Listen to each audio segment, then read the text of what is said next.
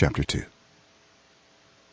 In the month of Nisan, in the 20th year of King Artaxerxes, when wine was brought for him, I took the wine and gave it to the king. I had not been sad in his presence before.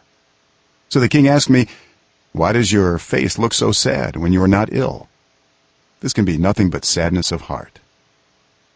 I was very much afraid, but I said to the king, "May the king live forever. Why should my face not look sad when the city where my ancestors are buried lies in ruins, and its gates have been destroyed by fire?"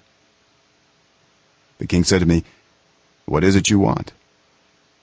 Then I prayed to the God of heaven, and I answered the king, "If it pleases the king, and if your servant has found favor in his sight, let him send me to the city in Judah where my ancestors are buried, so that I can rebuild it." Then the king, with the queen sitting beside him, asked me, "How long will your journey take, and when will you get back?" It pleased the king to send me, so I set a time. I also said to him, "If it pleases the king, may I have letters to the governors of Trans-Euphrates, so that they will provide me safe conduct until I arrive in Judah? And may I have a letter to Asaph, keeper of the royal park, so he will give me timber to make beams for the gates of the citadel by the temple, and for the city wall, and for the residence I will occupy." And because the gracious hand of my God was on me, the king granted my requests. So I went to the governors of Trans-Euphrates and gave them the king's letters. The king had also sent army officers and cavalry with me. When Sanballat the Horonite and Tobiah the Ammonite official heard about this, they were very much disturbed that someone had come to promote the welfare of the Israelites. I went to Jerusalem, and after staying there 3 days I set out during the night with a few others.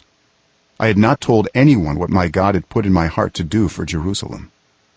There were no mounts with me except the one I was riding on.